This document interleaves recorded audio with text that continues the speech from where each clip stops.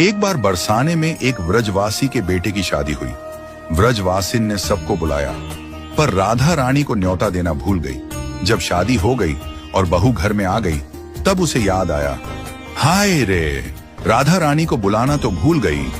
तब वह राधा रानी के पास गई और बोली, राधा रानी, माफ कर दो, मैं आपको बुलाना भूल गई। राधा रानी बोली, कोई बात नहीं, अभी अपनी नवेली बहू कैसी है?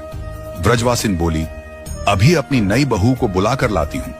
व्रजवासिन के आने से पहले ही ठाकुर जी उसके घर गए। उन्होंने दुल्हन का श्रृंगार करके बहू को सुला दिया और स्वयं बहू बनकर घूंघट ओढ़कर बैठ गए। व्रजवासिन जल्दी घर आई और बहू से बोली, राधा रानी तुझसे मिलना चाहती हैं, तू जल्दी चल। कृष्ण दुल्हन के रूप में घूंघट के अंदर से बोले, राधा जी ने मुझे याद किया है, पर मैं घूंघट ओढ़कर ही जाऊंगी उनके पास। दोनों जब महल पहुंची तो सास ने बहू से कहा, ये व्रज की रानी है, राधा रानी। बहू जब किशोरी जू के पास पहुंची तो सास ने कहा, किशोरी जू के चरण स्पर्श करो और उनका आशीर्वाद लो।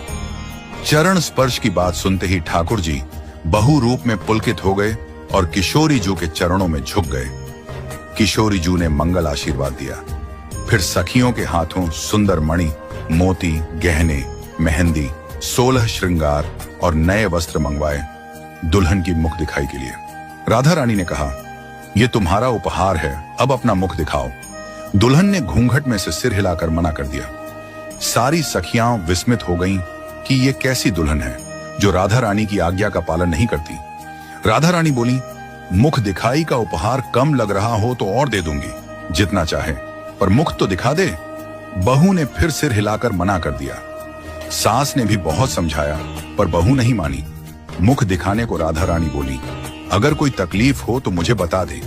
सखियां बोली, बड़ी हट्ठी है दुल्हन। ये सुन राधा रानी की अधीरता बढ़ गई। उन्होंने अपने गले का हार भी बहू को दे दिया, पर बहू न मानी। राधा रानी बोली, मैं तुझे अपने साथ ही रख लूंगी, अपनी सखी बनाकर, पर अपना मुख दिखा दे एक बार। यह सुनते ही श्याम सुंदर और पुलकित हो उठे। राधा रानी ने वचन दे दिया, तुझे अपने निज महल में रख लूंगी, बस एक बार अपना मुख दिखा दे। इतना सुनते ही घूंघट के अंदर से मंद मंद मुस्कान उभर आई। सारी सखियां और मंजरियां ओढ़नी से मुख छुपाकर मुस्कुराने लगी। किशोरी जू के आनंद की सीमा नहीं रही। सभी ने नई बहू का जोरदार स्वागत किया। श्याम सुंदर लज्जा के मारे फिर से घूंघट ओढ़ ली। तब किशोरी जी नई बहू के पास गईं और उसका घूंघट थोड़ा ऊपर कर दिया। किशोरी जी बोली, ऐसी नई बहू की मुख दिखाई में मैं त्रिभुवन न्यौछावर कर दूं। श्याम सुंदर मन में बोले, आज तो जीवन सफल हो गया।